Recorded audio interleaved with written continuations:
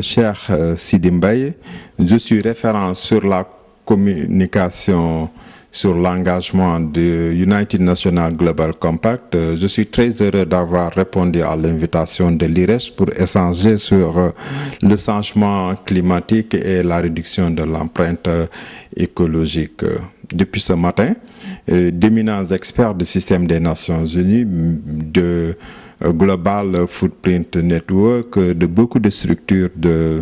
d'Afrique, d'Europe, des États-Unis ont eu à partager sur la nécessité de préparer des réponses africaines au changement climatique dans le cadre de la préparation de la COP 22.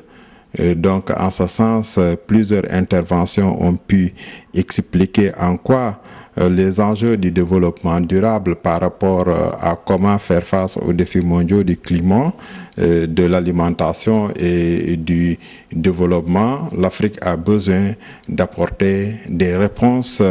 par l'adaptation au changement climatique. Et qu'en ce sens, le groupe GIEC doit être mis à contribution pour pouvoir fournir autant de rapports qu'il a eu à fournir pour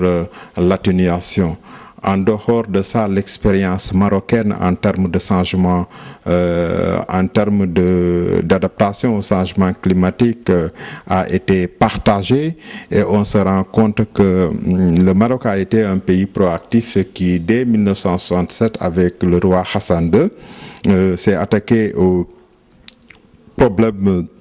de l'alimentation par l'irrigation et c'est ce qui permettra au Maroc aujourd'hui de dépasser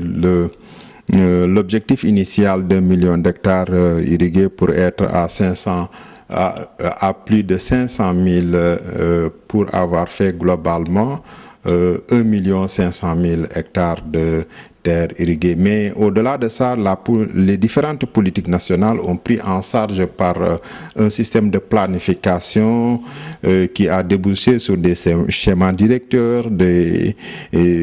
projets concrets, notamment dans le domaine des énergies renouvelables, et que je crois que le succès du Maroc dans ces domaines peut permettre à l'Afrique subsaharienne de pouvoir